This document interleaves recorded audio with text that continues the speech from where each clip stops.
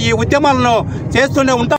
ఇక వార్త వివరాల్లోకి వెళ్తే ఏలూరు జిల్లా దెందులూరు నియోజకవర్గంలోని కొండలరావుపాలెంలో వైసీపీ నేతల ప్రెస్ మీట్ లో పోలీసులపై చేసిన వ్యాఖ్యలు సరికాదని డీఎస్పీ కేవీవీ ఎన్వి ప్రసాద్ పేర్కొన్నారు. న్యూజిబీడ్ టౌన్ స్టేషన్ లో శుక్రవారం మాట్లాడుతూ అనుమతులు లేకుండా సమావేశం నిర్వహించడంతో ఇరు వర్గాల మధ్య ఘర్షణ వాతావరణం ఏర్పడిందన్నారు.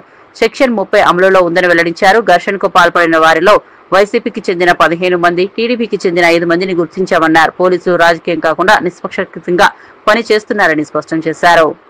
కొంతమందిని దగ్గరికి ఒక 200-250 పైనే మందిని కార్యకర్తలని, అలాగే కార్యకర్తల ముసుగులో కొంతమంది రౌడీ షీటర్స్ని, అసాంఘిక క్రిమినల్స్ని, అలాగే బౌన్సర్స్ని కొంతమందిని సేకరించడం జరిగింది.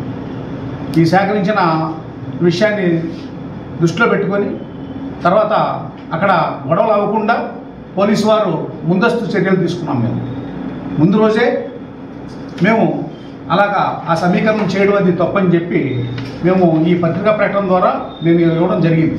గట్టి పోలీస్ యాక్ట్ అమల్లో ఉంది, అలా చేయడానికి తగదని చెప్పి కూడా నేను ఈ యొక్క గట్టి పోలీస్ యాక్ట్ కొల్లేరు ప్రాంత రైతుల్ని, వాళ్ళ మద్దతుగా వచ్చిన కొంతమంది టీడీపీ నాయకుల్ని, వాళ్ళని, అలాగే పోలీసు వారిని ఈ యొక్క సంఘటనని జాగ్రత్తగా లాండ్ ఆర్డర్ పరంగా పర్యవేక్షిస్తున్న పోలీసు వారిపైన వాళ్ళ మనోస్థైర్యం మీద దెబ్బతీయడానికి అటాక్ చేయడం జరిగింది. ఇలా చేశారు కాబట్టి వీళ్ళ మీద మేము ఆఫీస్ని ఆధారం చేసుకొని 15 మందిని ఎవరైతే పోలీసు వారిని మీద ఎక్కువగా అగ్రెసివ్గా ప్రవర్తించారో వాళ్ళందరినీ కూడా మేము వాళ్ళ మీద కేసులు కూడా పెట్టడం జరిగింది.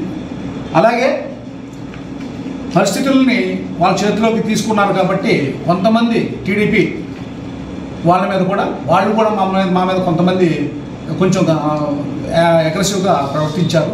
వాళ్ళ మీద కూడా ఒక 5 మంది మీద మరి కొంత